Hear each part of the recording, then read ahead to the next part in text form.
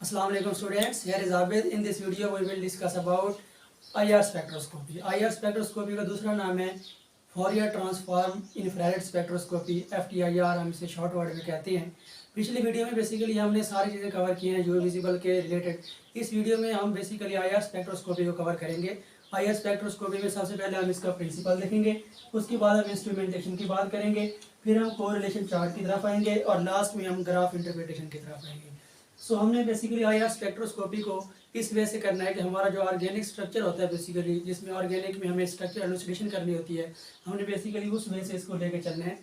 तो सबसे पहले हम प्रिंसिपल देखेंगे, उसके बाद इंस्ट्रूमेंटेशन की तरफ आएंगे, कोरिलेशन चार्ट देखेंगे और ग्राफ इंटरप्रिटेशन देखेंगे। तो वन बाय वन हम इसको डिस्कस करना स्टार्ट करते हैं। सबसे पहले इसका प्रिंसिपल देखते हैं।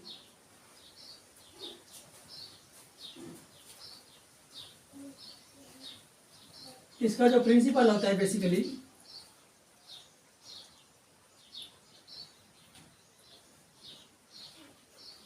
इसका प्रिंसिपल समझने से पहले हमें हुक्स लॉ को देखना होगा। हुक्स लॉ बेसिकली कहता है कि हमारे पास एक स्प्रिंग है, उस स्प्रिंग से हमने क्या किया हुआ है, अपने मैस को हैंग किया हुआ है। ये हमारे पास मैस M है। इस स्प्रिंग से हमने क्या किया हुआ है, अपने मैस को हैंग अप किया हुआ है। सो अगर हम इस पर फोर्स अप्लाई करें, तो स्प्रिंग क्या होगा, बेसिकली डिस्प्लेस होगा। तो अकॉर्डिंग टू हुक्स लॉ ये जो फोर्स है बेसिकली हमारे डिस्प्लेसमेंट के क्या होती है, डायरेक्टली रिलेशन में होती है। और अगर हम इस प्रोपोर्शनलिटी कांस्टेंट को ख़त्म करें तो हमारे पास आ जाएगा kx। तो बेसिकली हुक्स लॉ ये कहता है कि अगर हमारे पास एक स्प्रिंग है, स्प्रिंग के साथ मैस जो है हैंग किया हुआ है, अगर हम इस पर फोर्स अप्लाई करें तो जो हमारा स्प्रिंग होता है वो बेसिकली क्या करता है, डिस्प्लेस करता है, स्ट्रेच होता है या कंप्रेस होगा। तो वो जो डिस्प्लेसमेंट होगा वो हमारी फोर्स का क्या होगा, डायरेक्टली रिलेशन में होगा। और इधर जो कांस्टेंट हमने हटाया है इसे कहते हैं कि के बेसिकली हमारे पास होता है फोर्स कांस्टेंट।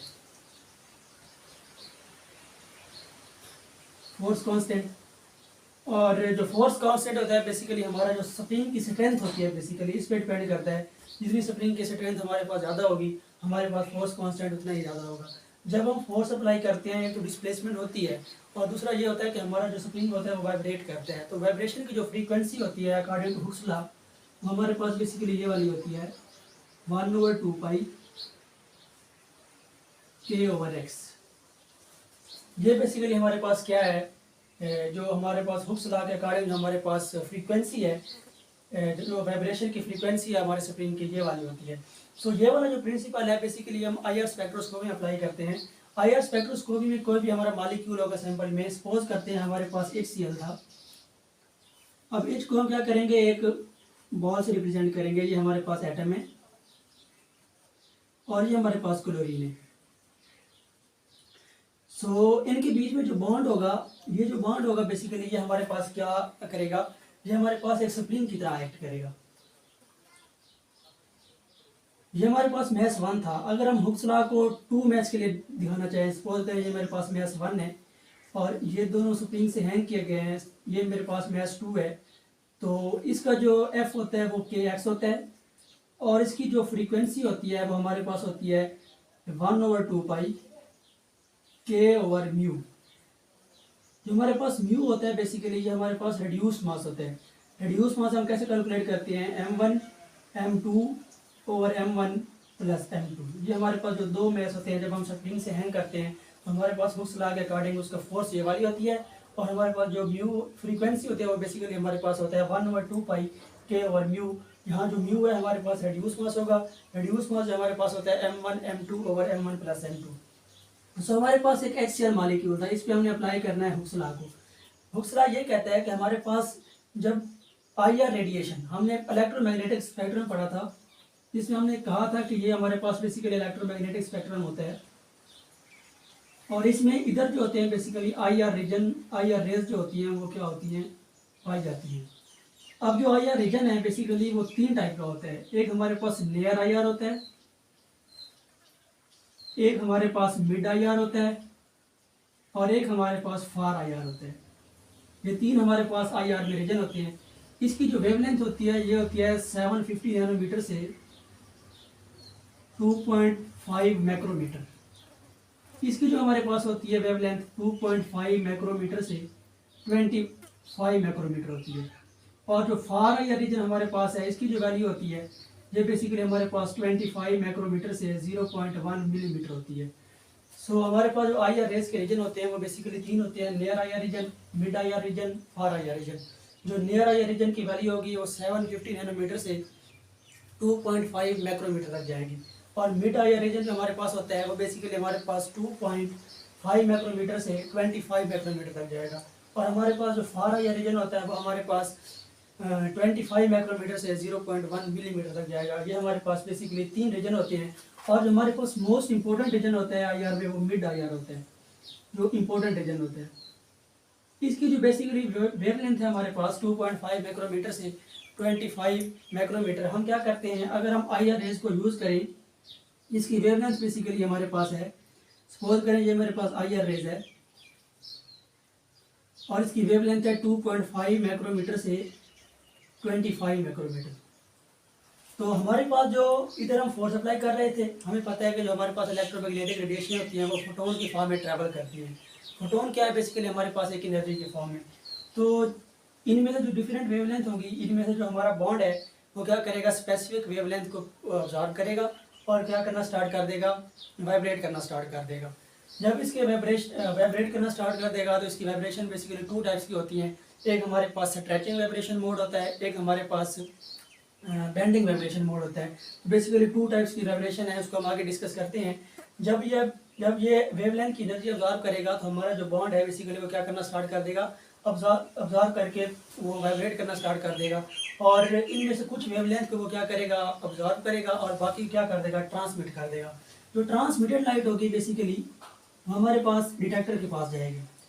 डिटेक्टर हमारे पास जो होता है वो हमारे पास रिकॉर्डर के पास भेज देता है और रिकॉर्डर जो होता है बेसिकली हमें एक ग्राफ देता है, उस ग्राफ को हम आगे डिस्कस करते हैं। सो इसका बेसिकली प्रिंसिपल जो है हुक्स लॉ पे लाई करता है कि अगर हम आई आर रीजन की जो रेडिएशन है, जो मिड आई आर रीजन हमारे पास है 2.5 माइक्रोमीटर से 25 माइक्रोमीटर, अगर हम इतनी वेवलेंथ अपने मालिक्यूल को दें तो हमारे मालिक्यूल में जो बेसिकली बॉन्ड होता है वो वाइब्रेट करना स्टार्ट कर देता है। उसकी वाइब्रेशन से क्या कुछ वेवलेंथ को ऑब्जर्व करता है, बाकी जो हमारे पास लाइट होगी, आई आर रेडिएशन होगी, वो ट्रांसमिट हो जाएगी यहाँ से। जो ट्रांसमिटेड लाइट होगी बेसिकली वो हमारे पास डिटेक्टर क्या करेगा, डिटेक्ट करेगा और वो रिकॉर्डर के पास भेज देगा। रिकॉर्डर हमारे पास एक ग्राफ देता है, उस ग्राफ को हम आगे देखते हैं।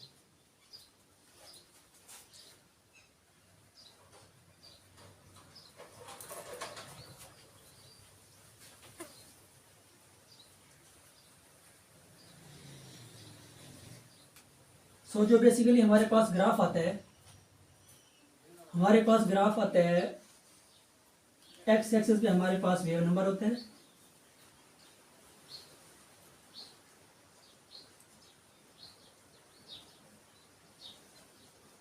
सेंटीमीटर यूनिवर्स में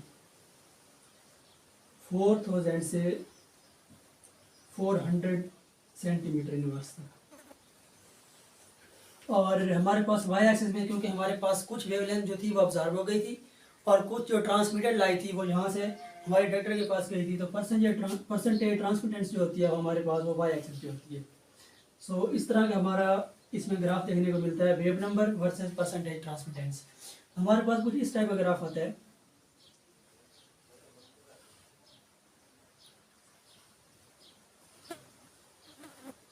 कुछ हमारे पास इस टाइप का ग्राफ देखने को मिलता है। ये हमारे पास जो होता है बेसिकली आई आर ग्राफ होता है, जो परसेंटेज ट्रांसमिटेंस और वेव नंबर के बीच में होता है। अब क्वेश्चन ये राइज होता है कि हमने जो वेवलेंथ दी थी वो बेसिकली 2.5 माइक्रोमीटर से 25 माइक्रोमीटर जो कि हमारे पास मिड आई आर रीजन था, उसकी हमने क्या दी थी, बेसिकली आई आर रीजन था उसकी वेवलेंथ दी थी। अब जो ग्राफ होना चाहिए था वो बेसिकली वेवलेंथ और परसेंटेज ट्रांसमिटेंस के बीच में आना चाहिए था, लेकिन यहाँ जो हमारे पास ग्राफ देखने को मिलता है वो हमारे पास wave number versus percentage transmittance देखने को मिलता है। तो इसकी रीज़न क्या होती है, बेसिकली अगर हम देखना चाहें 2.5 माइक्रोमीटर से 25 माइक्रोमीटर जो हमारे पास ये रेंज है, ये बहुत ही शॉर्टेस्ट रेंज है। मीन इसमें जो डिफरेंस है वो 20 माइक्रोमीटर का है। जब यहाँ वेवलेंथ की फॉर्म में ग्राफ ड्रा करेंगे तो हमारे पास जो पीक होंगी आई आर रीजन में, जो आई आर स्पेक्ट्रोस्कोपी में ये पीक ऑब्जर्व होती हैं, बेसिकली इसे कहते हैं पीक। ये जो पीक्स होती हैं ये क्या करती है, एक दूसरे के साथ ओवरलैप करती हैं। अगर हम फ्रीक्वेंसी वेव नंबर की फॉर्म में ड्रा ना करते, वेवलेंथ की फॉर्म में ड्रा करते, हमारे पास जो ग्राफ आना था बेसिकली, सपोज करते हैं हमारे पास वेवलेंथ इधर होती है 2.5 माइक्रोमीटर से 25 माइक्रोमीटर, और यहाँ परसेंटेज ट्रांसमिटेंस होती है। तो हमारे पास जो ये बेसिकली हमारे पास पीक है, ये जो हमें विजिबल नजर आ रही है, ये क्या करती है, एक दूसरे के साथ ओवरलैप कर जाती है। तो कुछ इस टाइप का हमें ग्राफ देखने को मिलता, इसमें जो हमारे पास बेसिकली पीक है वो एक दूसरे के साथ ओवरलैप कर रही है। जब हमारे पास पीक जो होती है वो एक दूसरे के साथ ओवरलैप करती हैं तो उसकी जो ग्राफ इंटरप्रिटेशन होती है वो काफ़ी टफ हो जाती है। सो इस प्रॉब्लम को सॉल्व करने के लिए हमने क्या किया है, बेसिकली जो वेवलेंथ को हमने वेव नंबर में चेंज कर दिया है। वो कैसे चेंज करेंगे, हमारे पास जो एनर्जी का फार्मूला होता है वो हमारे पास होता है E is equal to HC over lambda, और जो हमारे पास वेव नंबर होता है बेसिकली वो होता है 1 ओवर लैम्डा। सो इधर से हम निकाल सकते हैं HC 1 ओवर लैम्डा को अगर हम यू नंबर कर लें, वेव नंबर कर लें, तो हमारे पास क्या आ जाएगा, E is equal to HC 1 over lambda, हमारे पास वेव नंबर आ गया, HC न्यू आ गया। सो हम कह सकते हैं कि हमारे पास जो एनर्जी है बेसिकली वो डायरेक्टली प्रोपोर्शनल है फ्रीक्वेंसी के, यहाँ एच न्यू होता है, एच न्यू की जगह हम पुट करते हैं 1 over lambda C over lambda. So ये डायरेक्टली प्रोपोर्शनल हमारे पास फ्रीक्वेंसी है, फ्रीक्वेंसी जो डायरेक्टली प्रोपोर्शनल है वो वेव नंबर के है। सो इससे हमें कोई फर्क नहीं पड़ता क्योंकि हमारे पास जो वेव नंबर है वो भी फ्रीक्वेंसी के डायरेक्टली रिलेशन में है, और जो फ्रीक्वेंसी है वो एनर्जी के डायरेक्टली रिलेशन में है, और जो वेव नंबर है वो भी एनर्जी के क्या है, डायरेक्टली रिलेशन में है। तो हम क्या करते हैं, बेसिकली जो वेवलेंथ हमारी होती है उसको हम क्या करते हैं, वेव नंबर में तब्दील कर लेते हैं ताकि हमारे पास जो रेंज हो जाए वो ब्रॉडर हो जाए। तो कैसे हम चेंज करेंगे, हमारे पास जो वेव नंबर होता है बेसिकली वो था 1 ओवर लैम्डा था, लैम्डा हमारे पास 2.5 माइक्रोमीटर से 1 ओवर 25 माइक्रोमीटर तक है।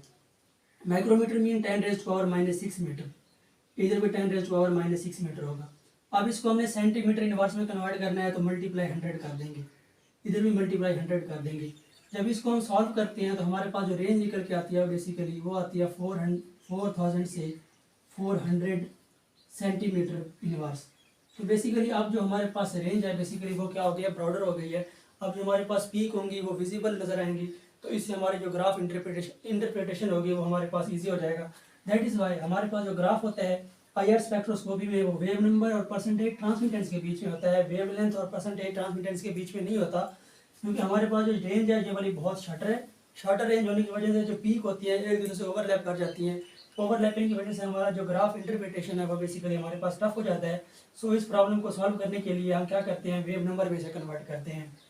मैंने वेव नंबर का बोला है कि 1 ओवर लैम्डा होता है, और हमारे पास जो ये एनर्जी का बेसिकल टर्म होता है वो किस E is equal to H nu के इक्वल होता है, और न्यू क्या है हमारे पास basically C over lambda, C over lambda हमने पुट कर दिया। और 1 ओवर लैम्डा जो हमारे पास होता है वो क्या होता है, वेव नंबर होता है, तो वेव नंबर हमने पुट कर दिया। तो जो हमारा एनर्जी का फ्रीक्वेंसी के साथ रिलेशन था, फ्रीक्वेंसी का वेव नंबर के साथ रिलेशन है।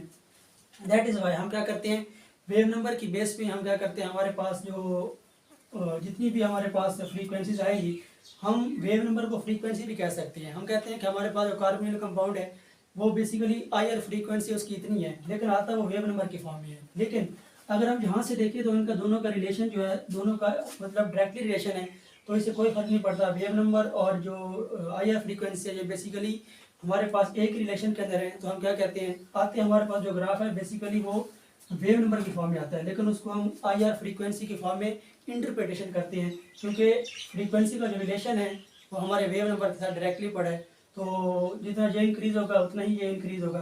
तो बेसिकली हमारे पास जो वैल्यूज आएंगी किसी भी फंक्शन ग्रुप की वो क्या आएंगी, वेव नंबर की फॉर्म में आएंगी। लेकिन हम जब उसे इंटरप्रिटेशन करेंगे हम ये कहेंगे कि हमारे मॉलिक्यूल का जो IR फ्रीक्वेंसी है बेसिकली इतनी है, क्योंकि इनका जो रिलेशन है दोनों का आपस में सेम है। तो हम क्या करते हैं, वेव नंबर हमारे पास होता है 1 ओवर लैम्डा होता है, और हमारे पास जो वेवलेंथ की रेंज दी हुई है 2.5 माइक्रोमीटर से 25 माइक्रोमीटर, हम 1 ओवर लैम्डा पुट करेंगे 10⁻⁻6 माइक्रोमीटर। म्यू जो होता है माइक्रो होता है 10⁻⁻6, इसको सेंटीमीटर इनवर्स में कन्वर्ट करने के लिए 100 से मल्टीप्लाई कर देंगे। सेम इसी तरह जब इसको हम हल करेंगे तो हमारे पास जो वेव नंबर की रेंज आती है वो 4000 से 400 सेंटीमीटर पर इनवर्स आती है। ये हमने इसलिए किया ताकि हमारे पास जो पीक आ रही है बेसिकली वो एक दूसरे के साथ ओवरलैप ना करें, और हमारे पास जो है क्लियर स्पेक्ट्रम मिले ताकि उसकी ग्राफ इंटरप्रिटेशन जो हमारे पास वो इजी हो सके। सो बेसिकली ये हमने अभी तक ग्राफ देखा है। नेक्स्ट हम देखते हैं कि हमारे पास जो हुक्स लॉ होता है बेसिकली,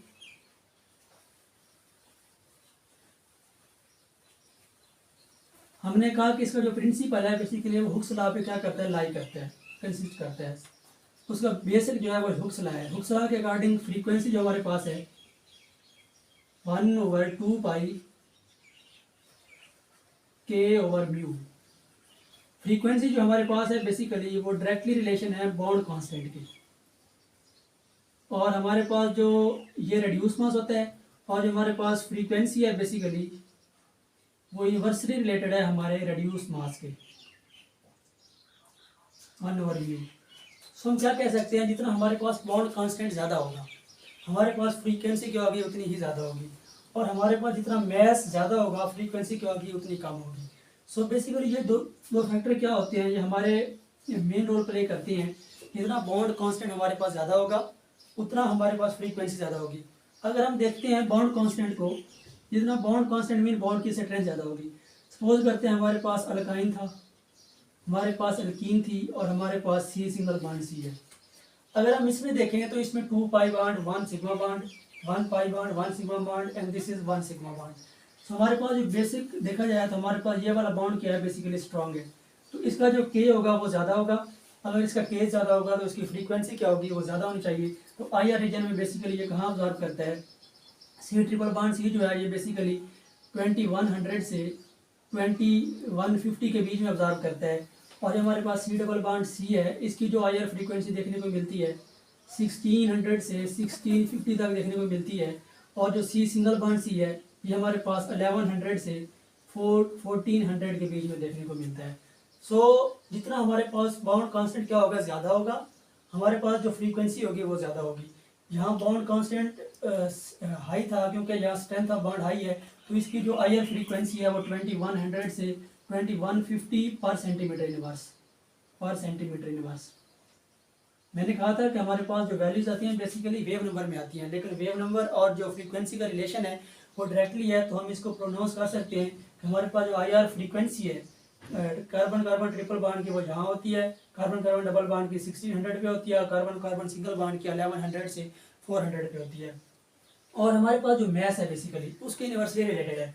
सपोज करें हमारे पास मैस की अगर हम टर्म देखना चाहें, सपोज करते हैं हमारे पास एक था CCl, CBr एंड Ci। हमारे पास जो मैस होता है सबसे ज़्यादा होता है वो आयोडीन का होता है। अगर इसका मैस ज़्यादा है तो इसकी फ्रीक्वेंसी क्या होगी, कम होगी। दैट इज वाई ये वाला जो Ci है हमारे पास 500 सेंटीमीटर पे और यह फ्रीक्वेंसी शो करता है। और हमारे पास CBr है ये हमारे पास 600 की सेंटीमीटर इनवर्स एंड क्लोरीन जो है ये हमारे पास 650 सेंटीमीटर पर इनवर्स शो करता है। क्योंकि जो हमारे पास रिड्यूस मास है, रिड्यूस मास के ये इन्वर्सली रिलेटेड है। और जो बॉन्ड कांस्टेंट के हमारे पास क्या है, डायरेक्टली रिलेटेड है। तो जितना बॉन्ड कांस्टेंट स्ट्रेंथ हाई होगी हमारे पास क्या होगा, उतनी ही आई आर फ्रीक्वेंसी होगी। जितना मैस ज़्यादा होगा हमारे पास आई आर फ्रीक्वेंसी उतनी ही कम होगी। सो बेसिकली जो हमारे पास फ्रीक्वेंसी है वो दो फैक्टर पे डिपेंड करती है, हमारे पास बॉन्ड कांस्टेंट और हमारे पास रेड्यूस मास पे। नेक्स्ट हम डिस्कस करते हैं, हमने प्रिंसिपल पे देखा था बेसिकली हमारे पास जो आई आर रीजन में जो मिड आई आर रीजन है उसकी जब वेवलेंथ हमारे मॉलिक्यूल ने ऑब्जॉर्व की तो मॉलिक्यूल क्या करता है, हमारे पास वो वाइब्रेट करना स्टार्ट कर देता है। और कुछ वेवलेंथ को वो क्या करता है, ऑब्जॉर्व करता है और बाकी को ट्रांसमिट कर देता है। और ट्रांसमिटेड लाइट जो होती है हमारे डिटेक्टर के पास जाती है। डिटेक्टर क्या करता है, आगे रिकॉर्डर के पास भेजता है। रिकॉर्डर क्या करता है, हमें बेसिकली ग्राफ देता है जो कि वेव नंबर और हमारे पास उसके बीच में होता है, परसेंटेज ट्रांसमिटेंस के बेस में होता है। हमने इसे कहा कि वेव नंबर के फॉर्म में क्यों होता है, हमने इसकी बेसिकली आपको एक्सप्लेनेशन दी है। नेक्स्ट हम देखते हैं कि हमारे पास वाइब्रेटिंग मूड होते हैं। हमारे पास जो जब हमारे मॉलिक्यूल ने क्या किया, आई आर रीजन की रेडिएशन को ऑब्जॉर्व किया तो उसने वाइब्रेट करना स्टार्ट कर दिया। अब जो उसने वाइब्रेशन करना स्टार्ट कर दिया। अब जो वाइब्रेशन होगी बेसिकली वो 2 टाइप्स की होती है। एक हमारे पास होती है बेंडिंग वाइब्रेशन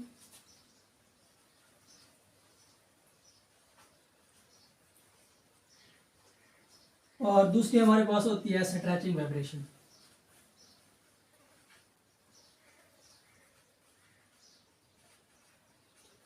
हमारे पास जो बेंडिंग वाइब्रेशन होती है और स्ट्रेचिंग वाइब्रेशन होती है, बेंडिंग वाइब्रेशन में हम आगे मजीद इसकी टाइप डिस्कस करते हैं। एक हमारे पास होती है इन प्लेन,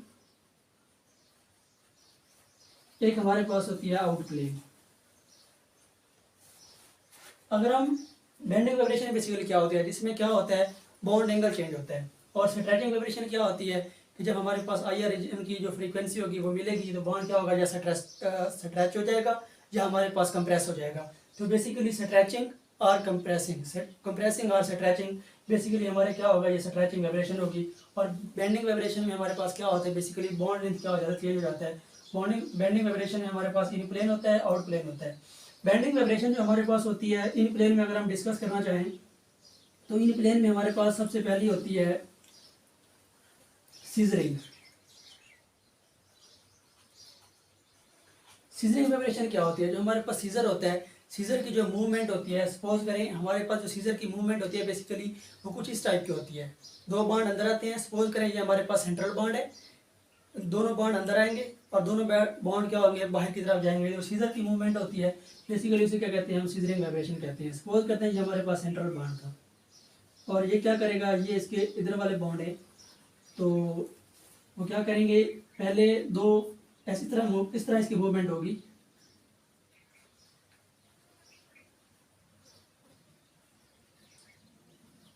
एक इधर मूव करेगा तो दूसरा इधर मूव करेगा। ये हमारे पास ऐसे होगा, जब वो इन आएंगे तो दोनों अंदर की तरफ आएंगे ऐसे। तो ये हमारे पास क्या है, सीजरिंग वाइब्रेशन है। और जो हमारे पास दूसरी होती है रॉकिंग। रॉकिंग हमारे पास ये होता है कि हमारे पास ये सेंट्रल बॉन्ड है और ये इसके जो कॉर्नर बॉन्ड है वो या तो दोनों एक सेम साइड पे जाएंगे ऐसे, या दोनों बैकवर्ड आएंगे ऐसे। तो ये हमारे पास क्या होती है, बेसिकली ये रॉकिंग वाइब्रेशन होती है। या दोनों सेम साइड पे जाएंगे या दोनों इकट्ठे जो है बैक साइड पे आएंगे, ये हमारे पास क्या होगी, रॉकिंग होगी। और आउट प्लेन में हम डिस्कस करना चाहें तो हमारे पास जो वाइब्रेशन पहली होती है वो होती है, ये सीजरिंग होती है, ये रॉकिंग होती है। और इधर हम देखते हैं ट्विस्टिंग आउट प्लेन में। ट्विस्टिंग में ये होता है कि हमारे पास सपोज करें ये सेंट्रल बॉन्ड है एक, तो एक जो होगा हमारे पास basically out of the plane जाएगा, एक बाहर की तरफ जाएगा और एक अंदर की तरफ आएगा। मीन एक प्लस एक माइनस। अगेन जब ये अंदर आएगा तो ये प्लस बन जाएगा और ये माइनस बन जाएगा। मीन इसमें जो ट्विस्टिंग में होता है वो एक बाहर की तरफ होता है, एक अंदर की तरफ होता है। और जब वो वापस आता है तो जो हमारे पास डायरेक्शन होती है वो चेंज हो जाती है। ये आउट प्लेन ट्विस्टिंग हम डिस्कस करते हैं। नेक्स्ट हम हमारे पास जो वाइब्रेशन होती है बेसिकली वो हमारे पास होती है वैगिंग। वैगिंग जो होती है बेसिकली वाइब्रेशन जो हमारे पास स्नेक मूवमेंट होती है, बेसिकली वो क्या होता है, हमारे पास वैगिंग मूवमेंट होती है। उसमें क्या होगा, बेसिकली हमारे पास अगर ये सेंट्रल एटम है और ये इसके कॉर्नर बॉन्ड है सपोज करते हैं, तो ये क्या करते हैं, बेसिकली कुछ इस टाइप वाइब्रेशन करते हैं कि हमारे पास ये पहले इधर जाएंगे और ये ऐसे आएंगे। हमारे पास ये क्या होती है, बेसिकली ये वैगिंग मूवमेंट होती है। जो हमारे पास स्नेक की मूवमेंट होती है तो वो क्या होती है, बेसिकली हमारे पास वैगिंग मूवमेंट वो कहलाती है। तो हम क्या करते हैं इसमें बेंडिंग वाइब्रेशन में इन प्लेन और आउट प्लेन डिस्कस करते हैं। इन प्लेन में सीजरिंग वाइब्रेशन, रॉकिंग वाइब्रेशन, और आउट प्लेन में twisting vibration and waging vibration. ये बेसिकली हम चार टाइप्स वाइब्रेशन को डिस्कस करने की कोशिश करते हैं इधर। नेक्स्ट हमारे पास जो स्ट्रेचिंग होती है, स्ट्रेचिंग में एसिमेट्रिक वाइब्रेशन होती है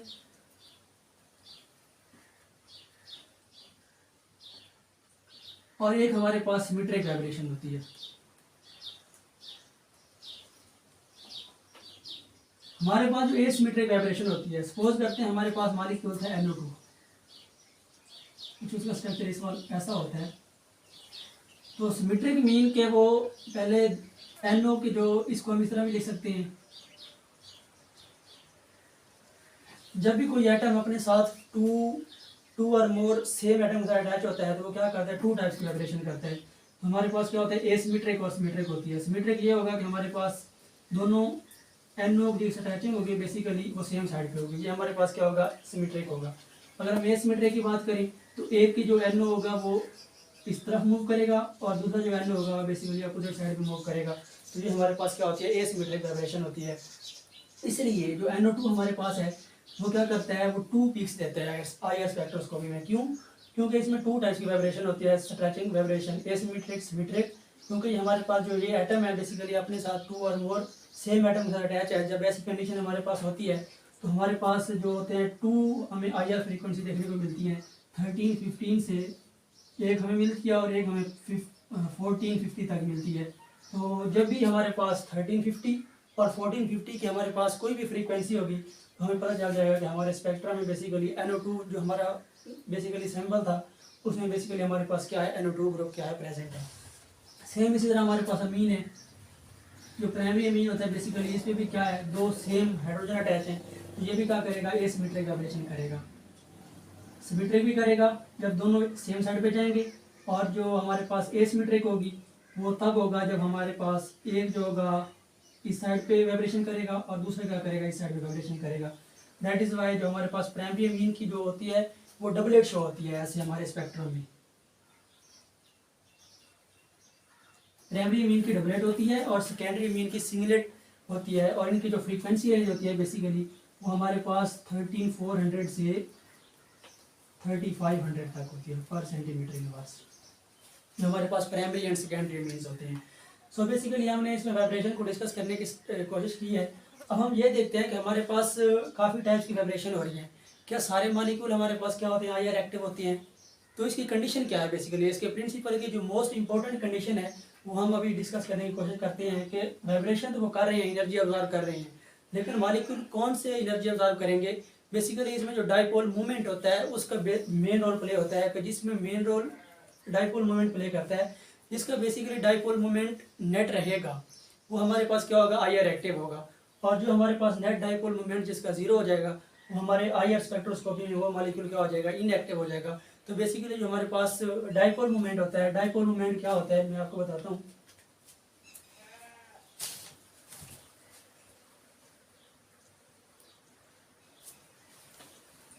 हमारे पास डाइपोल मूवमेंट होता है बेसिकली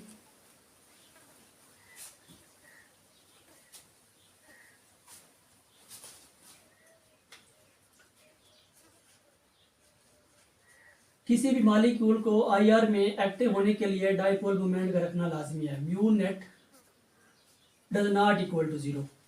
अगर हमारे पास जो डाइपोल मूवमेंट होता है बेसिकली वो Q क्रॉस D का जो हमारे पास होता है charge on any atom cross distance जो हमारे पास होता है, ये हमारे पास डाइपोल मूवमेंट होता है। अगर हमारे पास लीनियर मॉलिक्यूल होगा, सपोज करते हैं हम क्लोरीन का मॉलिक्यूल है, इसमें जो म्यू नेट है बेसिकली 0 है, तो ये हमारे मॉलिक्यूल में क्या होगा, इनएक्टिव होगा।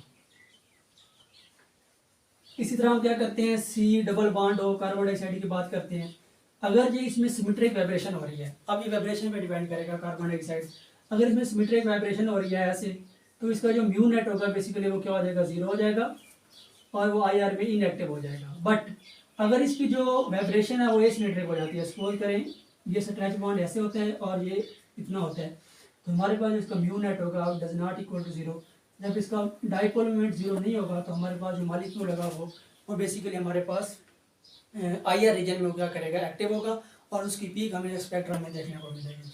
सो जिसका डाइपोल मोमेंट होगा वो बेसिकली एक्टिव होगा, जिसका म्यू नेट 0 होगा वो क्या होगा, हमारे मतलब मेन स्पेक्ट्रम में वो क्या होगा, बेसिकली IR इनएक्टिव होगा। तो इसके बाद हम डिस्कस करते हैं हमारे IR में हमने 3 रीजन डिस्कस किए हैं। हमने near IR region, far IR region, mid IR region, और इसके बाद जो हमारे पास 2 और रीजन होते हैं IR में। IR रीजन जो होता है वो 2 और रीजन पे कंसिस्ट करता है। एक हमारे पास होता है फिंगरप्रिंट रीजन,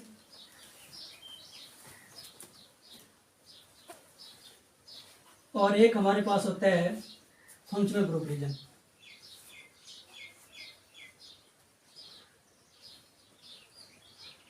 जो हमारे पास फिंगरप्रिंट रीजन होगा बेसिकली ये हमारे पास होगा 400 से 1500 में। इसमें जितनी भी हमने क्या पढ़ी है, बैंडिंग वाइब्रेशन पढ़ी है, वही आ जाएगी, बैंडिंग फ्रीक्वेंसी आएगी, बैंडिंग वाइब्रेशंस। लाइक जिसकी हम बात कर सकते हैं CH वाइब्रेशन होती है, ये बैंडिंग वाइब्रेशन इसकी होगी। या फिर हम क्या कर सकते हैं, कोई भी एरोमेटिक कंपाउंड होगा वो बेसिकली क्या करता है, फिंगरप्रिंट रीजन में क्या करता है, फॉल आउट करता है। लाइक बेंजीन, ये हमारे पास क्या होगा, फिंगरप्रिंट रीजन होगा। और जो फंक्शनल ग्रुप रीजन होता है बेसिकली ये होता है हमारे पास 1500 से 4000 सेंटीमीटर यूनिवर्स में। क्योंकि हमने पढ़ा है कि हमारे पास जो IR की फ्रीक्वेंसी है वेव नंबर में अगर हम देखें तो 4000 से 400 सेंटीमीटर पर यूनिवर्स होती है। तो हमारे पास जो 400 से 1500 तक जो रीजन होगा वो फिंगरप्रिंट रीजन होगा, जिसमें क्या होंगे CH की फ्रीक्वेंसी हो जाती है, बेंजीन आ जाता है, CCl आ जाता है, CBr आ जाता है, आइसोप्रोपाइल ग्रुप वगैरह आ सकते हैं। तो ये हमारे पास किस में फॉल आउट करेंगे, फिंगरप्रिंट रीजन में फॉल आउट करेंगे। और जो हमारे पास फंक्शनल ग्रुप रीजन होता है ये बेसिकली 500 से 1500 से 4000 सेंटीमीटर पर यूनिवर्स में होता है। और यहाँ जितने भी फंक्शनल ग्रुप होते हैं वो बेसिकली क्या करते हैं, यहाँ लाई करते हैं। जितनी भी स्ट्रैकिंग फ्रीक्वेंसीज होंगी, जितनी हमारी स्ट्रैकिंग फ्रीक्वेंसीज होंगी वो हमारे किस में लाई करेंगी, हमारे फंक्शनल ग्रुप रीजन में लाई करेंगी। सो हमने बेसिकली IR रीजन को भी देख लिया। IR रीजन वैसे तो 3 होते हैं, mid IR region, frequency, wavelength की बेस पे। लेकिन अगर हम IR रीजन को IR स्पेक्ट्रोस्कोपी में देखें तो बेसिकली 2 टाइप्स के रीजन होते हैं। फिंगरप्रिंट रीजन ये हमारे IR स्पेक्ट्रोस्कोपी में होते हैं। लेकिन जो IR रीजन जो पहले हमने डिस्कस किए हैं वो हमारा बेसिकली क्या था, वो वेवलेंथ की बेस पे हमने उसको असाइन करने की कोशिश की थी। सो हमने IR रीजन को देखा, हमने फिंगरप्रिंट रीजन देखा, फंक्शनल ग्रुप रीजन देखा, हमने डिफरेंट वाइब्रेशन को डिस्कस करने की कोशिश की। हमने कहा कि इसका प्रिंसिपल जो है बेसिकली वो क्या होता है, IR रेडिएशन होती हैं। जिन IR रेडिएशन की जो वेवलेंथ होती है वो हमारा सैंपल ऑब्जर्व करता है। ऑब्जर्व करने के बाद वो क्या करना स्टार्ट कर देता है, वाइब्रेट करना स्टार्ट कर देता है। अब जो हमारे पास सैंपल होगा वो बेसिकली उसको ऑब्जर्व करेगा जिसका mu net does not equal 0 होगा। अगर वो लीनियर मॉलिक्यूल है, अगर वो ये सिमेट्रिक, अगर लीनियर मॉलिक्यूल है और सिमेट्रिक वाइब्रेशन कर रहा है तो क्या करेगा, हमारी वेवलेंथ को क्या करेगा, ऑब्जर्व नहीं करेगा, तो वो ट्रांसमिट कर देगा। हमारे पास डिटेक्टर के पास जाएगी और जो डिटेक्टर हमारे पास होता है वो बेसिकली क्या करता है, उस ट्रांसमिटेड लाइट को वो डिटेक्ट करता है और वेव नंबर और हमारे पास जो ट्रांसमिटेंस का जो ग्राफ होता है हमारे पास वो हमें मिल जाता है। तो उससे जो हमारे पास वेव नंबर की वैल्यू मिलती है किसी भी सैंपल की, वो जो वेव नंबर की वैल्यू होती है हमारे पास एक कोरिलेशन चार्ट होता है। कोरिलेशन चार्ट में हमारे पास रेफरेंस प्रेजेंट होता है जिसमें हमें पता होता है कि हमारे इस फंक्शनल ग्रुप की जो वेव नंबर है वो बेसिकली यहाँ है। तो हम क्या करते हैं, उससे मैच आउट करते हैं। तो उसे मैच आउट करने के बाद हमारे पास हमारे सैंपल में मौजूद जो फंक्शनल ग्रुप होता है बेसिकली वो हमें पता चल जाता है। IR स्पेक्ट्रोस्कोपी का मेन काम ही क्या होता है, फंक्शनल ग्रुप डिटेक्शन होता है। तो हम किस तरह करते हैं, तो मैंने बता दिया है कि हमारे पास कोरिलेशन चार्ट होता है। जो हमारे पास वेव नंबर की वैल्यू होगी उस वेव नंबर की वैल्यू से हम क्या करेंगे, कोरिलेट करेंगे। कोरिलेट करने के बाद हम देख लेंगे कि हमारे सैंपल में बेसिकली कौन सा फंक्शनल ग्रुप क्या था, प्रेजेंट था। तो ये करने के बाद हम ये इसकी इंस्ट्रूमेंटेशन की तरफ आते हैं।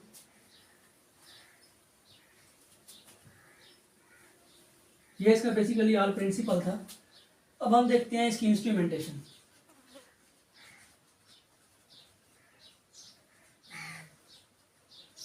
इसकी इंस्ट्रूमेंटेशन बेसिकली क्या होती है, हमारे पास वही है कि हमारे पास एक कोई सेल होगा या लैंप होगा जिसे मर्करी सेल कहते हैं। सपोज कर मर्करी सेल है हमारे पास, वो क्या करेगा 2.5 माइक्रोमीटर से 25 माइक्रोमीटर की जो रेडिएशन होगा वो क्या करेगा, वो जनरेट करेगा।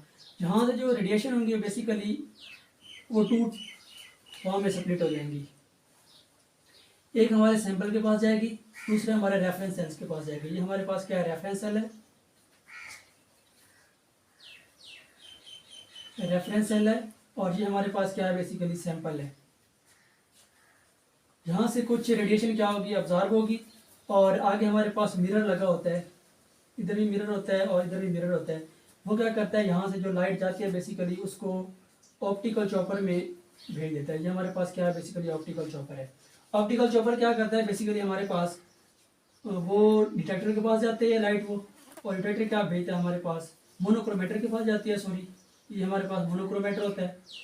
मोनोक्रोमेटर क्या करता है, डिटेक्टर के पास वो लाइट भेजता है और डिटेक्टर क्या करता है, रिकॉर्डर के पास भेज देता है। और रिकॉर्डर जो होता है बेसिकली हमारे पास जो ग्राफ होता है वेव नंबर और हमारे पास परसेंटेज ट्रांसमिटेंस का होगा, वो कुछ इस टाइप का होता है। वो हमारे पास इस टाइप का हमें ग्राफ दे देगा।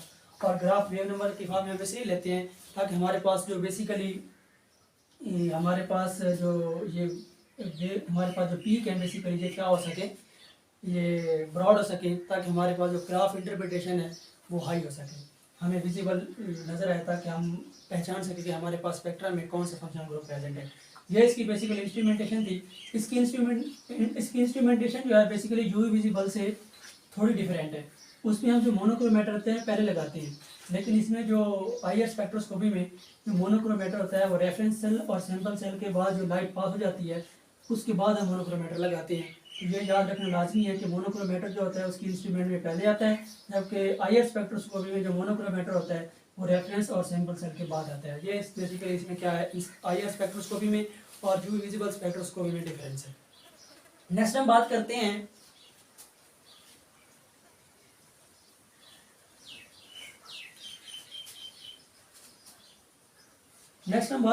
कि हमने कहा था कि हमारे पास जो फोर्स कांस्टेंट है, हमारे पास जो फ्रीक्वेंसी है वो डायरेक्टली प्रोपोर्शनल है के की, और हमारे पास जो फ्रीक्वेंसी है वो इन्वर्सली रिलेटेड है रेडियस मास की। ये बेसिकली हमने हुक्स लॉ से ड्राइव किया था। इसको हम इसके फैक्टर देखने की कोशिश करते हैं कि हमारे पास जो फ्रीक्वेंसी है वो फोर्स कांस्टेंट के डायरेक्टली रिलेशन में है। तो हमारे पास कौन से ऐसे फैक्टर होंगे जो फोर्स कांस्टेंट को क्या करेंगे, इंक्रीज करेंगे, और जब फोर्स कांस्टेंट इंक्रीज होगा तो हमारे पास डेफिनेटली जो IR फ्रीक्वेंसी होगी वो इंक्रीज हो जाएगी। सो हमारे पास जो फोर्स कांस्टेंट है वो बेसिकली 3 फैक्टर पर डिपेंड करता है।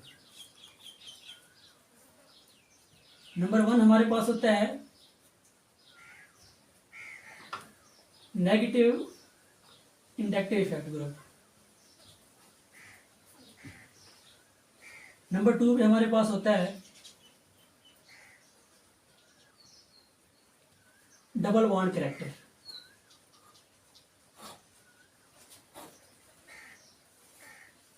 और नंबर 3 पे हमारे पास होता है S कैरेक्टर। सो 1 बाय 1 हम इसको डिस्कस करना स्टार्ट करते हैं।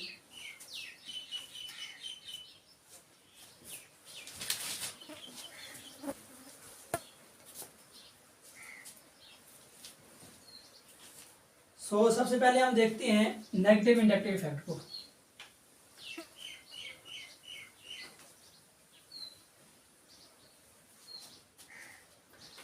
सपोज करते हैं हमारे पास जितने भी कार्बोनिल कंपाउंड होते हैं ना, उनकी जो IR फ्रीक्वेंसी होती है वो हमारे पास शो होती है 1700 से 1800 सेंटीमीटर पर यूनिवर्सल में। ये हमारे पास कार्बोनिल कंपाउंड की क्या होती है, बेसिकली वैल्यू होती है। हमने फैक्टर देखा, सबसे पहले हमारे पास था नेगेटिव इंडक्टिव इफेक्ट। सपोज करते हैं हमारे पास जो कार्बोनिल कंपाउंड था उसमें एसिड हैलाइड ग्रुप लगा हुआ है, क्लोरीन लगा हुआ है। ये जो क्लोरीन है बेसिकली ये हमारे पास क्या कर रहा है, नेगेटिव इंडक्टिव इफेक्ट शो कर रहा है। नेगेटिव इंडक्टिव इफेक्ट मीन ये जो इलेक्ट्रॉन है ये अपनी तरफ ड्रैग आउट करने की कोशिश करेगा। तो जब ये इलेक्ट्रॉन ड्रैग आउट करने की अपनी तरफ कोशिश करेगा, क्योंकि ये मोर इलेक्ट्रोनेगेटिव है, इसमें चार्ज या क्रिएट होगा, पार्शियली पॉजिटिव होगा। जब इसमें पार्शियली पॉजिटिव चार्ज क्रिएट होगा तो ये इधर से जो इलेक्ट्रॉन है वो खींचने की कोशिश करेगी। लेकिन हमारे पास जो ऑक्सीजन है वो मोर इलेक्ट्रोनेगेटिव एटम है, और नेगेटिव एटम पे जो बेसिकली पॉजिटिव चार्ज होता है वो अनस्टेबल होता है। तो वो क्या करेगा, वो इसको इलेक्ट्रॉन नहीं देगा बल्कि इसे इलेक्ट्रॉन मजीद ऊपर ले जाएगा, क्योंकि वो मोर इलेक्ट्रोनेगेटिव है। इट मीन वो इलेक्ट्रॉन को ऊपर खींचने की कोशिश कर रहा है ऑक्सीजन। जब ऑक्सीजन अपने ऊपर इलेक्ट्रॉन खींचेगा तो इट मीन अब ये जो बॉन्ड है बेसिकली ये जो बॉन्ड है हमारे पास डबल बॉन्ड हुआ है, इसकी स्ट्रेंथ क्या हो गया, इंक्रीज हो गई है। ये डबल बॉन्ड टूटना नहीं चाहेगा क्योंकि ऑक्सीजन क्या है, मोर इलेक्ट्रोनेगेटिव है। अगर हमारे पास यहाँ कोई ऐसा ग्रुप अटैच होता जो कि इलेक्ट्रॉन दे सकता था, सपोज करते हैं ये इलेक्ट्रॉन दे सकता था, तो जब ये इलेक्ट्रॉन इधर देता ऐसे, इसका रेजोनेटिव स्ट्रक्चर हम वैसे लिखते हैं, इसमें हमारे पास नेगेटिव चार्ज आता, ओ नेगेटिव। हमारे पास क्या हो रहा है, बेसिकली हम ये कह सकते हैं कि हमारे पास इधर जो है पार्शियल डबल बॉन्ड कैरेक्टर है, पार्शियल डबल बॉन्ड कैरेक्टर है इधर हमारे पास। लेकिन इधर जो कहते हैं जब हमारे पास नेगेटिव इंडक्टिव इफेक्ट वाला ग्रुप आ गया है, उसने क्या किया, बेसिकली उसने इस ग्रुप को क्या किया, कार्बन को इलेक्ट्रॉन डेफिशिएंट किया है। इलेक्ट्रॉन डेफिशिएंट होने की वजह से ये इसे इलेक्ट्रॉन खींचना तो चाहेगी, बट ऑक्सीजन क्या है, मोर इलेक्ट्रोनेगेटिव एटम है, वो अपनी तरफ क्या करेगा, मजीद इलेक्ट्रॉन खींच के इसको मजीद पार्शियली पॉजिटिव कर देगा। तो ये वाला जो पाई बॉन्ड है वो बेसिकली क्या होगा, टूटना नहीं चाहेगा। तो हमारे पास जो डबल बॉन्ड कैरेक्टर है वो यहाँ इंक्रीज हो रहा है, लेकिन इधर देखें तो हमारे पास लोन पेयर अंदर जाते हैं और डबल बॉन्ड ब्रेक होकर ओ पे नेगेटिव चार्ज हो जाता है, जो कि एक स्टेबल स्ट्रक्चर है। नेगेटिव इलेक्ट्रोनेगेटिव एटम पे नेगेटिव चार्ज का स्टेबल होता है। तो यहाँ पार्शियली सिंगल बॉन्ड कैरेक्टर है, यहाँ पार्शियली डबल बॉन्ड कैरेक्टर है। तो जब भी हमारे पास, हमने देखा है कि हमारे पास जितनी बॉन्ड स्ट्रेंथ होती है वो सी डबल बॉन्ड सी में ज़्यादा होती है as compare to C single bond C. तो जहाँ डबल बॉन्ड कैरेक्टर कम होगा, जब डबल बॉन्ड कैरेक्टर हमारे पास कम होता है तो हमारे पास जो वैल्यू होती है बॉन्ड कांस्टेंट की के की, वो क्या करती है, डिक्रीज करती है। जब वो डिक्रीज करेगी तो हमारे पास फ्रीक्वेंसी क्या होगी, फ्रीक्वेंसी जो हमारे पास है वो बेसिकली डायरेक्टली रिलेशन में है किसके, बॉन्ड कांस्टेंट के। तो अगर ऐसा ग्रुप लगा हुआ है जो कि इलेक्ट्रॉन डोनेट कर रहा है अंदर, हमारे पास क्या कर रहा है, पार्शियली डबल बॉन्ड कैरेक्टर इधर है, इधर हमारे पास क्या है, फुली डबल बॉन्ड कैरेक्टर है। जो हमारे पास फुली डबल बॉन्ड कैरेक्टर होगा तो उसकी बॉन्ड स्ट्रेंथ हाई होगी, और बॉन्ड स्ट्रेंथ हाई होगी तो आईआर फ्रीक्वेंसी क्या होगी, हाई होगी। दैट इज वाई हमारे पास जो एसिड हैलाइड जितने भी ग्रुप होते हैं ये हमारे पास 1800 से अबव जो होते हैं ये आईआर फ्रीक्वेंसी देते हैं। लेकिन हमारे पास अगर हम इधर बात करें, सपोज करते हैं हमारे पास इधर OH ग्रुप था जो इलेक्ट्रॉन अपने डोनेट कर सकते हैं अंदर ऐसे, वो क्या कर रहा है, डबल बॉन्ड कैरेक्टर को कम कर रहा है। जब वो डबल बॉन्ड कैरेक्टर को कम कर रहा है तो इसकी जो फ्रीक्वेंसी होती है हमारे पास वो 1700 पर सेंटीमीटर होती है। क्यों, बिकॉज इधर जो पार्शियल डबल बॉन्ड कैरेक्टर है वो हमारे पास कम हो रहा है। जहाँ फुली डबल बॉन्ड कैरेक्टर होगा वहाँ बॉन्ड स्ट्रेंथ हाई होगी, bond strength high mean frequency ज़्यादा होगी। यहाँ लोन पे डोनेट कर रहा है तो डबल बॉन्ड ब्रेक कर रहा है, इधर जो है इलेक्ट्रॉन खींच रहा है। तो ये जो डबल बॉन्ड है बेसिकली मजीद क्या हो रहा है, उसकी स्ट्रेंथ इंक्रीज हो रही है। अगर उसकी स्ट्रेंथ इंक्रीज हो रही है तो बॉन्ड कांस्टेंट इंक्रीज करेगा, बॉन्ड कांस्टेंट इंक्रीज करेगा तो आईआर फ्रीक्वेंसी क्या करेगी, इंक्रीज करेगी। दैट इज वाई हमारे पास जो एसिड हैलाइड ग्रुप होते हैं उनकी जो आईआर फ्रीक्वेंसी होती है वो ज़्यादा होती है as compare to carboxylic acid. ये हमने दो किस्म के कार्बोनिल कंपाउंड डिस्कस किए हैं। अगर हम तीसरे की बात करें, अगर हम एल्डिहाइड की बात करें, एल्डिहाइड एंड कीटोन, इनमें देखते हैं तो हमारे पास क्या है, फुली डबल बॉन्ड कैरेक्टर है। इनमें इलेक्ट्रोनेगेटिव एटम नहीं है, इलेक्ट्रोनेगेटिव एटम तो डबल बॉन्ड कैरेक्टर को मजीद इंक्रीज कर रहा था। इधर इलेक्ट्रोनेगेटिव एटम तो नहीं है लेकिन इनमें फुली डबल बॉन्ड कैरेक्टर है, क्योंकि यहाँ कोई ऐसा ग्रुप नहीं है जो इस बॉन्ड को ब्रेक कर सके। तो इसलिए इनकी जो वैल्यू होती है कार्बोक्सिलिक एसिड से ज़्यादा होती है। कार्बोक्सिलिक हमारे पास होता है 1700 सेंटीमीटर पर इनवर्स पे आता है, और ये जो वाले होते हैं एल्डिहाइड हमारे पास होता है 1710 से 1720 पे आता है। और जो हमारे पास कीटोन होता है ये हमारे पास एल्डिहाइड के लिए, और जो हमारे पास कीटोन होता है ये बेसिकली ये हमारे पास 1715 से 1713 सेंटीमीटर पर इनवर्स में आते हैं, क्योंकि इनमें कोई ऐसा ग्रुप मौजूद नहीं है जो इस डबल बॉन्ड कैरेक्टर को कम कर सके।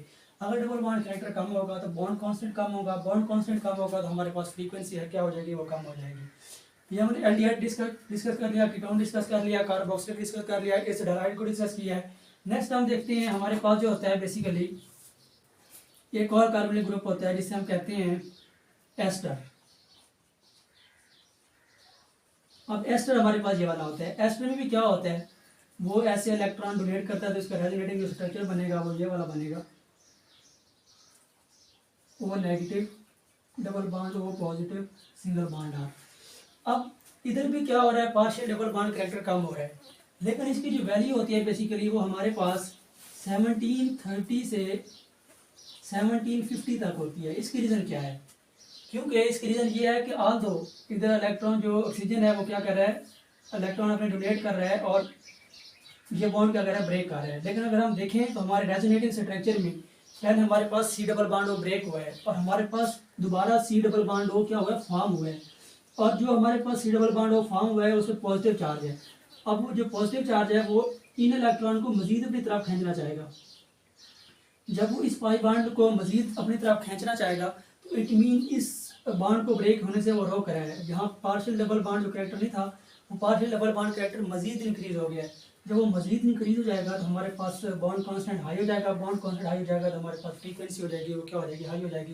दैट इज वाई हमारे पास कार्बोनिल होते हैं, इसमें कार्बोनिल तो हमारे पास 1730 से 1715 सेंटीमीटर पर इनवर्स में हो गया करते हैं, हमारी फ्रीक्वेंसी आईआर रीजन में शो करते हैं।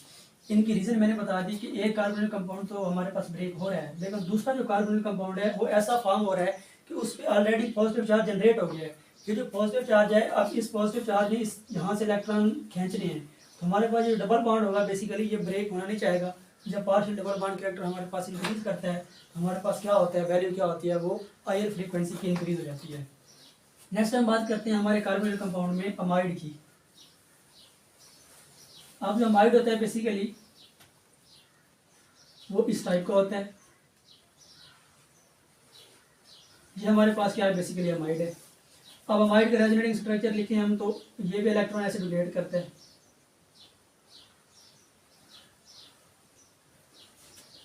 अब ये क्या कर रहे हैं, पार्शियल डबल बॉन्ड कैरेक्टर को कम कर रहा है, क्योंकि यहाँ सी डबल बॉन्ड ओ नहीं बन रहा। सी डबल बॉन्ड ओ की जो स्ट्रेंथ होती है वो हाई होती है as compare to C double bond N H. C double bond N H की जो स्ट्रेंथ होती है वो कम होती है, और सी डबल बॉन्ड ओ की जो स्ट्रेंथ होती है वो बेसिकली हायर होती है। तो यहाँ C double bond N new बन रहा है, सी डबल बॉन्ड ओ हमारे पास न्यू नहीं बन रहा। तो दैट इज वाई इसकी जो वैल्यू होती है बेसिकली, और हमें पता है कि नाइट्रोजन क्या है, लेस इलेक्ट्रोनेगेटिव एटम है, तो वो नाइट्रोजन जल्दी अपने लोन पर डोनेट कर देगा।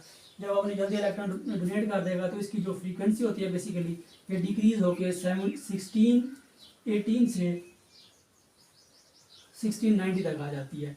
ये इसकी पर सेंटीमीटर इनवर्स वैल्यू होती है। ये हमारे पास जितने भी कार्बोनिल कंपाउंड होते हैं ये basically partial double bond character जो होता है इनमें रोल प्ले करता है, वो मैंने आपको वन बाय वन समझा दिया है। नेक्स्ट हम जो फैक्टर डिस्कस करते हैं वो बेसिकली हमारे पास है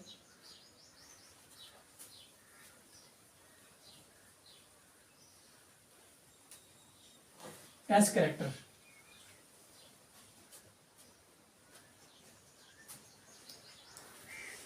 हमने पार्शियल डबल बॉन्ड कैरेक्टर भी पढ़ लिया, हमने नेगेटिव इंडक्टिव फैक्टर भी पढ़ लिया, हमने एक एग्जांपल में दोनों को डिस्कस कर लिया है।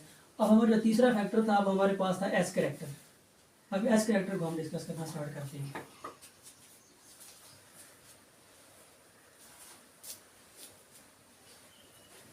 हमारे पास जो बेसिकली एस कैरेक्टर होता है,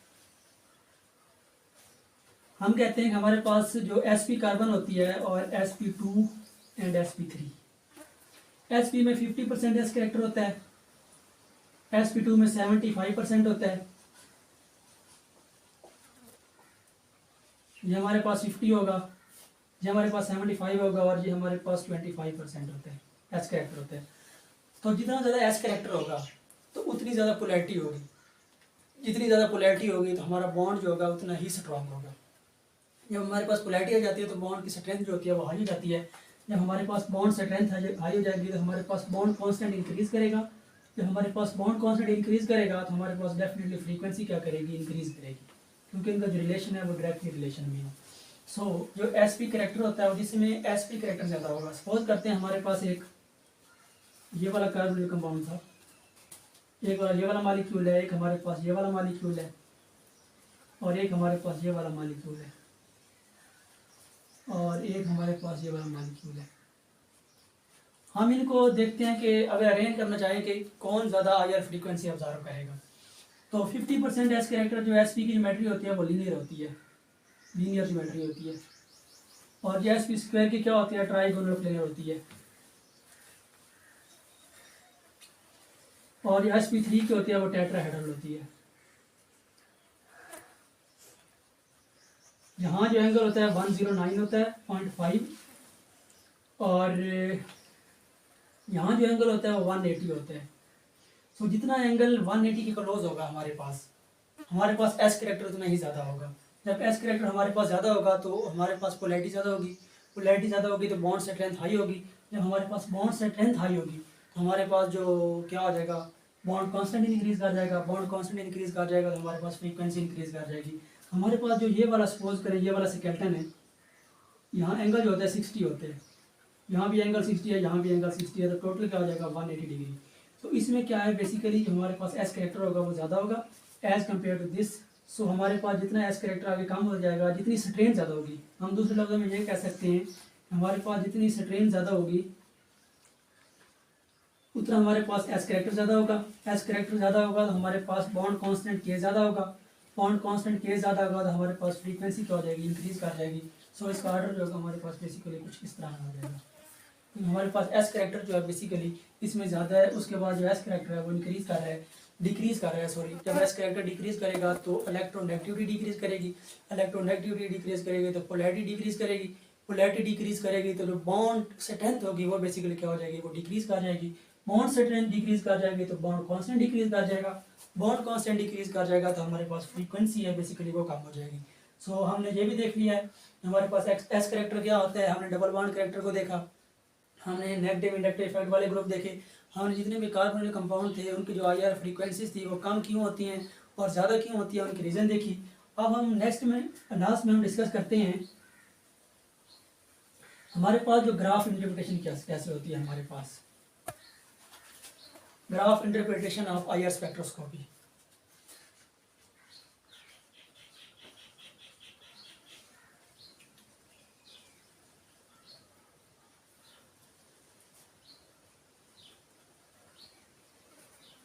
IR स्पेक्ट्रोस्कोपी ग्राफ इंटरप्रिटेशन पढ़ने से पहले हमें सबसे पहले IR फ्रीक्वेंसी का पता होना चाहिए कि हमारे पास जो मॉलिक्यूल है बेसिकली उसमें जो फंक्शनल ग्रुप है उनकी IR फ्रीक्वेंसी कितनी होती है। ये हम एक कोरिलेशन चार्ट जो हमने एक हेडिंग दी थी उसको पहले डिस्कस कर लेते हैं। ग्राफ इंटरप्रिटेशन से आने से पहले हम कोरिलेशन चार्ट को देखते हैं।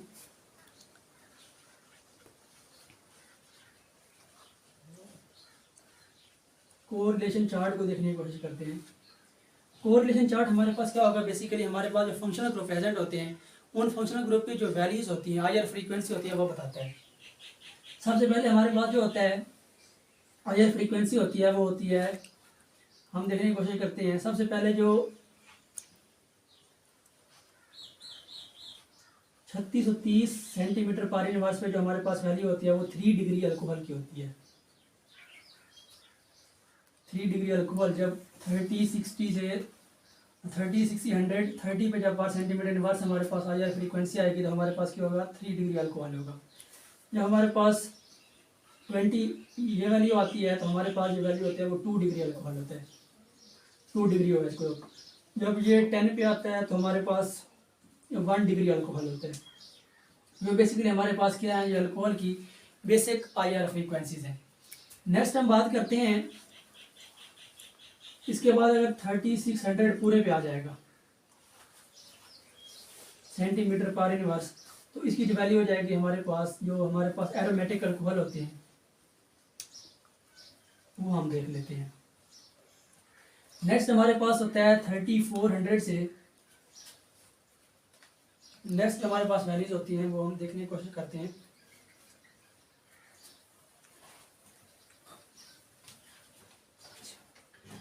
नेक्स्ट हमारे पास वैल्यूज होती है प्राइमरी अमीन की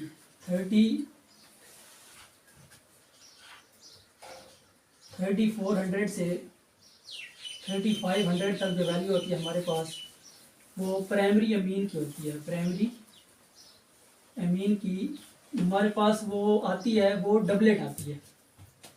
डबलेट मैंने बताया था शुरू में कि हमारे पास 2 टाइप्स की क्या होती है, सिमेट्रिक वाइब्रेशन होती है, स्ट्रेचिंग वाइब्रेशन होती है। एक हमारे पास एसिमेट्रिक होती है, एक हमारे पास सिमेट्रिक होती है। सो हमारे पास जो एसिमेट्रिक वाइब्रेशन जो होती है, मैंने कहा था कोई भी एटम जो हमारे पास 2 सेम एटम से कनेक्ट होगा वो एसिमेट्रिक वाइब्रेशन भी शो करेगा और हमारे पास सिमेट्रिक वाइब्रेशन भी शो करेगा। तो हमारे पास जो प्राइमरी मीन होते हैं वो डबलेट देते हैं 3400 से 13500 में, और हमारे पास जो सेकेंडरी मीन होते हैं वो क्या करते हैं, सेकेंडरी मीन हमारे पास होते हैं बेसिकली वो सिंगलेट देते हैं।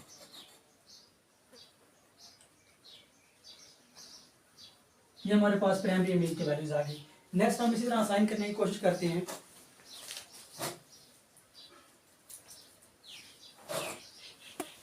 नेक्स्ट हमारे पास वैल्यू होती है वो बेसिकली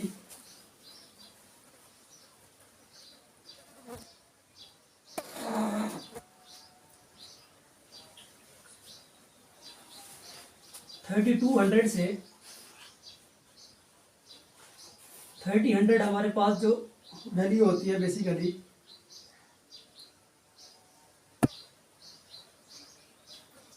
(3200 से 3300 ये हमारे पास वैल्यू होती है कार्बन कार्बन ट्रिपल बॉन्ड की। उसके बाद हमारे पास जो नेक्स्ट वैल्यू हमारे पास होती है वो 3100 से 3200 होती है, वो हमारे पास होती है C डबल बॉन्ड C के साथ जो हाइड्रोजन अटैच होता है उसकी सेट्राइजिंग होती है। और नेक्स्ट हमारे पास होता है 2800 से 3000 में जो वैल्यू हमारे पास होती है वो हमारे पास जितने भी CH3 ग्रुप के साथ CH2 है हमारे पास या CH है, इनकी जो बेसिकली स्ट्रैचिंग होती है वो यहाँ पे हो रही होती है। तो ये हमारे पास कोरिलेशन चार्ट था, और इसमें अभी और भी वैल्यूज होती है, मैं आपको लिखवाने की कोशिश करता हूँ। नेक्स्ट हमारे पास जो होता है, ये जो C ट्रिपल बॉन्ड C के साथ H होता है उसकी स्ट्रैचिंग होती है, ये C डबल बॉन्ड C के साथ जो H होता है उसकी स्ट्रैचिंग होती है। अब ये जो C डबल बॉन्ड O के साथ जो हमारे पास हाइड्रोजन होता है उसकी जो स्ट्रैचिंग फ्रीक्वेंसी होती है वो 1700 से 1725 में होती है। इसी तरह हमारे पास जो SH है, जो S के साथ हाइड्रोजन है, इसकी जो बेसिकली फ्रीक्वेंसी हमारे पास होती है ये हमारे पास होती है 2500। ये हमारे पास कोरिलेशन चार्ट है, बेसिकली 2500 इसकी वैल्यू होगी। नेक्स्ट हम देखते हैं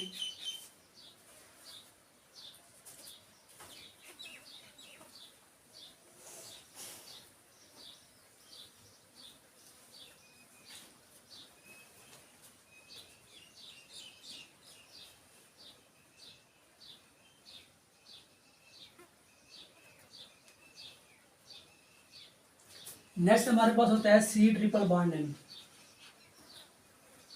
उसकी जो वैल्यू होती है वो 2200 से 2300 होती है।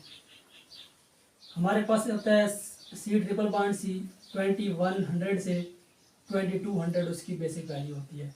फिर हमारे पास होता है एरोमेटिक सब्स्टिट्यूशन जो होती है हमारे पास होती है। नेक्स्ट हमारे पास होता है एरोमेटिक सब्स्टिट्यूशन, वो हमारे पास होती है 1800 से 2000 पर सेंटीमीटर इनवर्स। नेक्स्ट हमारे पास होता है कार्बोनिल कंपाउंड होती है। कार्बोनिल कंपाउंड हमने देख लिया कि हमारे पास 1600 से वो हमारे पास होते हैं 1800 के बीच में, और ये डिफरेंट वैल्यू हमने वन बाय वन इनको देखने की कोशिश की है। हमने जब हम वो फैक्टर पढ़ रहे थे उन्हें मैंने आपको सारा बताया कि क्यों इंक्रीज होती है क्यों डिक्रीज हो जाती है। उसके बाद हमारे पास जो होता है वो C डबल बॉन्ड N की वैल्यू होती है, वो होती है 1640 से 1670। नेक्स्ट हमारे पास होती है C डबल बॉन्ड C की वैल्यू होती है, उसकी जो वैल्यू हमारे पास होती है वो 1600 से 1650 होती है, C डबल बॉन्ड C की स्ट्रेचिंग। फिर हमारे पास होती है C सिंगल बॉन्ड C जो होता है वो हमारे पास 1400 से 1500 तक जाते हैं। नेक्स्ट हमारे पास जो स्ट्रेचिंग फ्रीक्वेंसी देखने को मिलती है वो हमारे पास होती है एसोप्रोपाइल नाइट्रो ग्रुप। नाइट्रो ग्रुप की जो हमारे पास होती है मैंने कहा था 2 पीक्स मिलती हैं 1350 पे और 1450 पे, क्योंकि इसमें क्या होती है एसिमेट्रिक वाइब्रेशन अपना रोल प्ले कर रही होती है।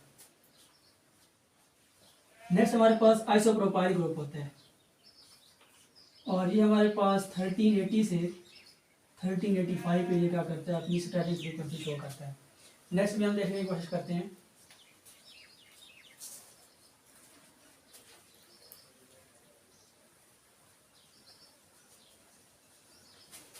नेक्स्ट हमारे पास जो होता है वो बेसिकली COC स्ट्रेचिंग होती है। ये हमारे पास शो होती है 1100 से 1200 सेंटीमीटर पर इनवर्स में, और एक हमारे पास ये बेंडिंग फ्रीक्वेंसी है बेसिकली, क्योंकि हमारे पास जो फिंगर प्रिंट रीजन होता है ना वो 400 से 1500 में होता है। ये सारी बेंडिंग फ्रीक्वेंसीज है।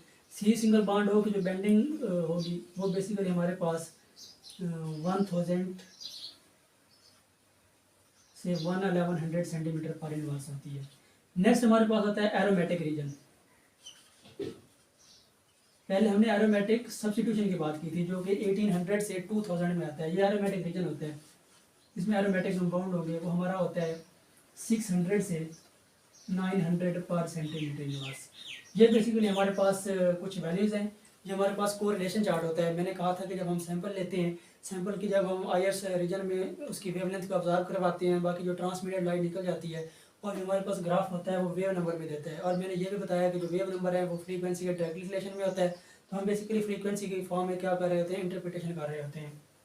तो जब हमारे पास वो वाला हमने सैंपल लिया और हमने उसके IR स्पेक्ट्रोस्कोपी परफॉर्म की, सपोज करते हैं उनकी वैल्यू इनके बीच में आ जाती है, वो ग्राफ क्या करते हैं, इनके बीच में लाई करते हैं, तो हम क्या कहेंगे, हमारे पास जो कंपाउंड है, सैंपल है, वो बेसिकली क्या हो सकते हैं, may be it is possible कि हमारे पास वो एरोमेटिक कंपाउंड हो। सो ये हमारे पास कोरिलेशन चार्ट होता है, इससे वैल्यू को हम क्या करते हैं, मैच करते हैं। मैच करने के बाद हम क्या करते हैं, हम अपने आई आर स्पेक्ट्रोस जो हमारे पास आई आर स्पेक्ट्रम मिलता है हमारे सैंपल का, उससे हम मैच करके हम अपना जो हमारे पास फंक्शनल ग्रुप डिटेक्शन है वो बेसिकली हम परफॉर्म कर सकते हैं।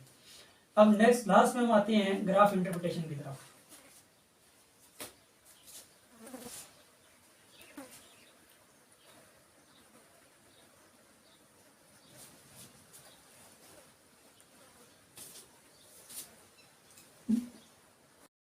स्टूडेंट्स, हम ग्राफ इंटरप्रिटेशन को डिस्कस कर रहे थे। हमारे पास जो ग्राफ होता है बेसिकली वो वेव नंबर के बीच में आता है, हमारे पास परसेंटेज ट्रांसमिटेंस के बीच में आता है।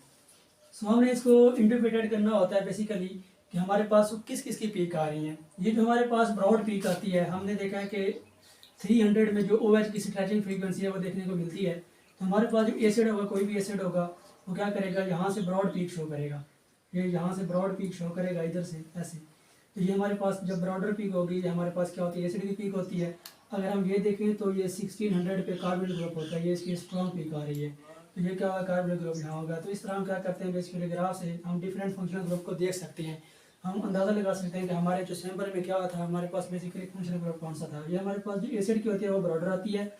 जब OH अल्कोहल वाला होता है तो हमारे पास कुछ इस तरह का स्पेक्ट्रा देखने को मिलता है कि यहाँ भी ब्रॉडर पीक आती है, लेकिन वो 300 से थोड़ा दूर आती है, मतलब 400 के करीब आती है।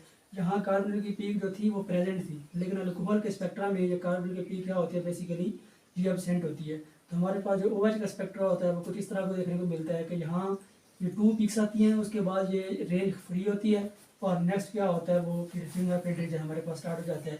इसमें हमारे पास CH स्ट्रेचिंग और बाकी फ्रीक्वेंसी देखने को मिलती है। अगर हमारे पास CH स्ट्रेचिंग देखनी है, हमने देखा है कि हमारे पास जो CH स्ट्रेचिंग होती है वो बेसिकली 2800 पर सेंटीमीटर यूनिवर्स से 3000 पर सेंटीमीटर यूनिवर्स में पाई जाती है। हमारे पास ये वाली जो पीक होती है वो नैरो होके आती है, इंटेंस ब्रॉडर नहीं आती, नैरो पीक आती है और 3000 पे आती है। एसिड की होती है ब्रॉडर आती है, और CH की क्या होती है वो थोड़ी नैरो होके आती है। तो हमारे पास ये क्या प्रेजेंट होगा, ये जो शो करता है कि हमारे पास कार्बन हाइड्रोजन बॉन्ड की स्ट्रेचिंग हो सकती है। और ये जो रीजन है बेसिकली, ये वाला जो रीजन अगर हम देखने की कोशिश करें तो ये हमने कहा था कि 1600 से 900 जो रीजन होता है वो हमारा एरोमेटिक रीजन का होता है। तो हमारे पास एरोमेटिक रीजन में 2 और 3 स्ट्रॉन्गर पीक आ रही है। तो हमें ये पता चल जाएगा कि हमारे स्पेक्ट्रम में बेसिकली वो क्या है, कंपाउंड एरोमेटिक है। तो उस हिसाब से हम क्या करते हैं, अपने स्ट्रक्चर को डिफाइन करने की कोशिश करते हैं। सो ये था हमारे पास ग्राफ इंटरप्रिटेशन। ग्राफ इंटरप्रिटेशन में बेसिकली आपको पता होना चाहिए कि हमारे पास ये जो पीक होती है, ये जो इसको देखते हैं कि हमारे पास ये पीक है, यहाँ इधर शो हो रही है, और ये क्या हो रही है, बेसिकली इधर शो हो रही है, 3000 पे शो हो रही है। 3000 पे OH की एसिड की मतलब स्ट्रेचिंग आती है, जो O के साथ हाइड्रोजन अटैच होता है। और अगर कार्बन ग्रुप यहाँ प्रेजेंट है तो ये शो करेगा कि हमारे पास क्या है, बेसिकली एसिड प्रेजेंट है। अगर यहाँ कार्बन ग्रुप एब्सेंट है, देखिए यहाँ जो पीक आ रही है वो फ्री आ रही है, यहाँ कोई पीक की सिग्नल नहीं आ रहा, तो कोई इंटेंस पीक नहीं है। ये क्या होती है, बेसिकली हमारे पास इंटेंस पीक होती है। अगर ऐसी पीक नहीं आ रही तो इट मीन कि हमारे पास यहाँ जो है कार्बन ग्रुप एब्सेंट है, तो यहाँ जो ब्रॉड स्पेक्ट्रा आ रहा है ये हमारे पास किसका होगा, अल्कोहल का होगा। और अगर CH स्ट्रेचिंग की बात की जाए वो क्या होती है, 2800 से 300 होती है। अगर हम इसको ड्रा करने की ऐसी कोशिश करें, ये वाला पॉइंट, ये देखिए, ये जो पॉइंट है बेसिकली CH स्ट्रेचिंग है, वो ये शो करता है कि हमारे पास कोई भी एलिफेटिक रीजन है वो यहाँ प्रेजेंट है, और यहाँ एक ब्रॉडर पीक आ रही है। एरोमेटिक रीजन में क्या होती है, एक जो CH स्ट्रेचिंग जहाँ भी मिलेगी आपको, वहाँ ब्रॉडर पीक आएगी एरोमेटिक रीजन की। अगर हम ये देखने की कोशिश करें तो ये 1600 से हमारे पास जो 900 तक जो रीजन होता है वो क्या होता है, एरोमेटिक का होता है। तो ये वाली पीक बेसिकली हमारे पास क्या शो करी है कि हमारे पास एरोमेटिक रीजन भी यहाँ प्रेजेंट हो सकता है। तो बेसिकली हम इस तरह क्या करते हैं, अपने ग्राफ इंटरप्रिटेशन करते हैं। हमारे जो IR स्पेक्ट्रम में हम ग्राफ को कैसे देखते हैं, बेसिकली इस तरह हम इसकी इंटरप्रिटेशन करते हैं। ये था आज हमारा लेक्चर। कल इंशाल्लाह हम डिफरेंट एग्जाम्पल लेके आएंगे। इसमें क्या होगा, बेसिकली हमारे पास डाटा लिखा होगा, और उस डाटा को देख के हमने स्ट्रक्चर देखना होगा, अपने फंक्शनल ग्रुप देखने होंगे, और हमने पॉसिबल स्ट्रक्चर ड्रा करना होगा। वो कल हम 4 या 5 एग्जाम्पल सॉल्व करेंगे। लेकिन उससे पहले आपको ये चीज़ें जो बेसिक हैं IR स्पेक्ट्रम की, ग्राफ को इंटरप्रेट कैसे करते हैं, इसको वेव नंबर में क्यों हमने चेंज किया, इसकी क्या वैल्यू होती है, या हमारे पास फ्रीक्वेंसी जो होती है बेसिकली वो क्यों शिफ्ट हो जाती है, हमारे पास कितने फैक्टर हैं जो उसको इफेक्ट कर रहे होते हैं, और हमारे पास कितने टाइप की वाइब्रेशन होती है। और इसका जो प्रिंसिपल हमने कहा है कि जो भी मॉलिक्यूल डाइपोल मूवमेंट रखेगा वो आईआर में एक्टिव होगा, और जो डाइपोल मूवमेंट नहीं रखेगा वो हमारे मॉलिक्यूल जो होगा वो आईआर इनएक्टिव होगा। तो ये सारी चीज़ें आपने पहले इस लेक्चर को बड़े ध्यान से सुनना है। उसके बाद हमने जो नेक्स्ट लेक्चर लेके आना है वो बेसिकली हम अपने स्ट्रक्चर को ड्रा करेंगे। हमारे पास आईआर डाटा दिया होगा, आईआर डाटा को देख के हमने अपना पॉसिबल स्ट्रक्चर ड्रा करने की कोशिश करनी है। तो आज के लिए बस इतना ही। नेक्स्ट इंशाल्लाह हम आएंगे नेक्स्ट वीडियो में हम स्ट्रक्चर लेके आएंगे। तब तक के लिए अल्लाह हाफ़िज़।